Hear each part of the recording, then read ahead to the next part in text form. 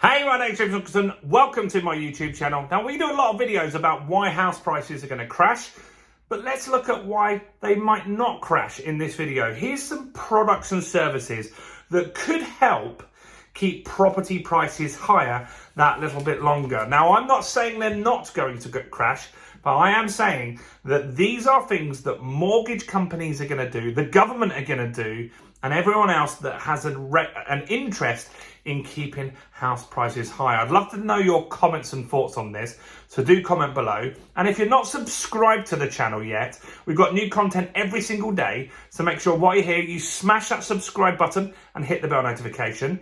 And also, if you could help me out with the YouTube gods, we want to get more views on the channel, so smash that like button, guys. I'll wait while you do it. Smash that like button over there. That really helps, and we want to get more channel views. We're nearly at 500,000 viewers on the channel now, which is absolutely insane. So there's some new products coming out, or some of them are already out. You see, look, the data and logic indicates that the house prices should crash, right?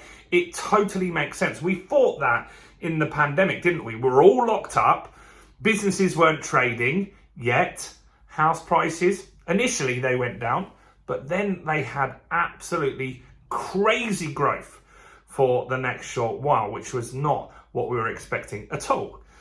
And so what we're looking at here is the new products or things that people are doing in order to keep houses priced higher.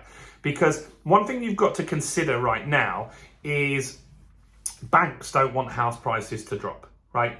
There is a belief that there's this World Economic Forum policy, and they want to crash all the market, and then the banks are going to swoop in and buy all the properties. But banks would be in a very difficult scenario if house prices went down 25%. Last time that happened, there were a lot of banks that failed. Northern Rock was a big example of that, and others. And it took them a long time to get back on their feet. In fact, you'd argue, if you look at the share price, that they haven't done particularly well in the last decade or so. So these are products that are created in order to keep the market up. Another thing that you've got to consider is that there's a general election coming up. And so the Conservatives are going to do whatever they can to prop up the market as well. So let's have a look at these things. So first off is 40-year mortgages. 40-year mortgages, right? Now, these are becoming a lot more popular in America. We've had them before, but more lenders are starting to do these. So that means affordability suddenly happens for more people, right? And so if you can make it more affordable, and you can say to someone, hey, look, if you take a mortgage for 25 years, I'll give you 250 grand. But if you want to get that bigger house and you're willing to pay over 40 years, then I'll lend you £300,000. Suddenly the person will go to the bigger property. We all buy with property the most expensive property that we can afford. That's generally how people buy, right? And so that could mean that some people are able to go for that slightly bigger property or pay that little bit more than they maybe wouldn't have done if they only had a 25-year option.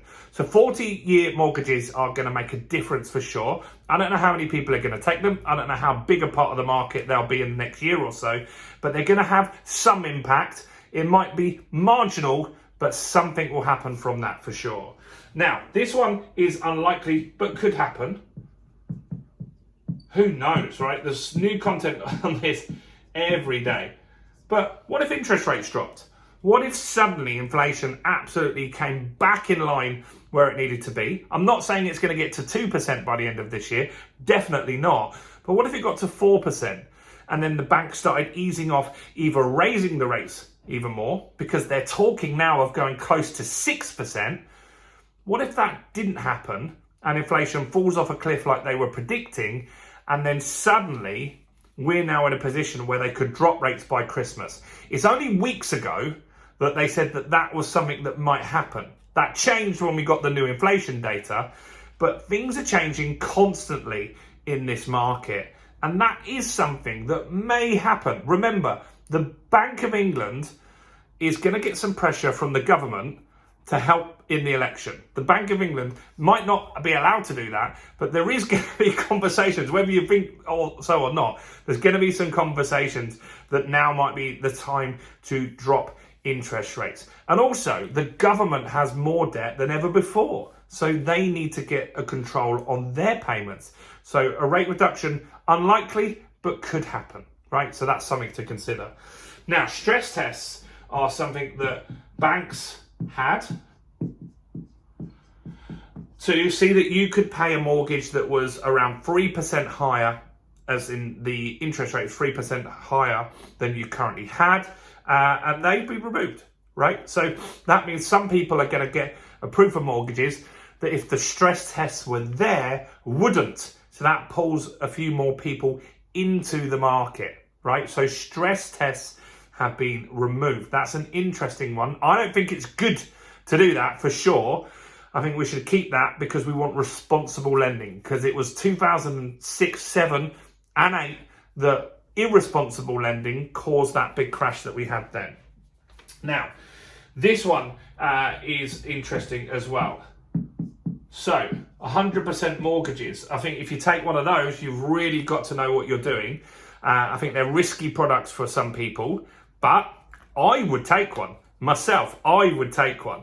If I had an option to take 100% mortgage on a new property and I could take that as my residential property, I would do that because I've got backups, right? So I've got other assets that if that failed and something happened that I couldn't pay, I could sort myself out. Not everyone can do that, right? So if you've got family that you could get support from in the future if things got a little hairy, maybe go for 100% mortgage. I tell you, more people are going to look at these as an option for sure, because there are certain people, let's just say you've just qualified as a doctor. So you've suddenly got your decent salary coming in, but if you had to wait to get your deposit, it would take you 2 more years, but you could afford the monthly payments on your mortgage right now. Those sorts of scenarios, there are people like that that don't have the deposit that can afford to pay for a mortgage because they're already paying more rent anyway, right? So 100% mortgages are going to pull some people through into the market. That's going to be some more transactions for sure, and that will soften the crash a little bit. For sure, that will soften the crash. You will get some people that will get a mortgage that couldn't get one before. So I think they could help as well.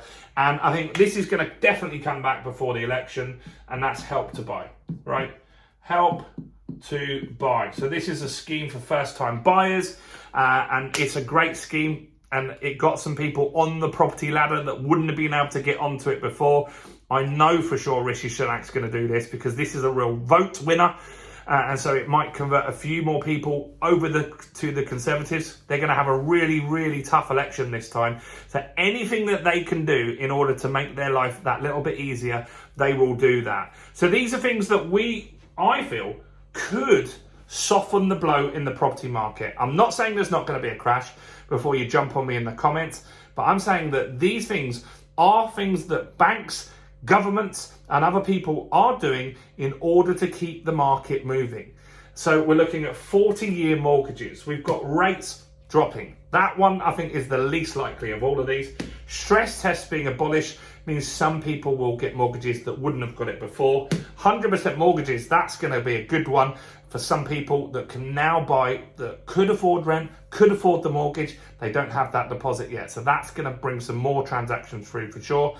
And I reckon Help to Buy's back. I think there's very, very high probability of that as well. Let me know in the comments what you think on all of this. Do smash that like button, guys, if you didn't already. And if you want to learn about property investing in an up market, a down market, a sideways market, we have got a new training program called the Property Accelerator.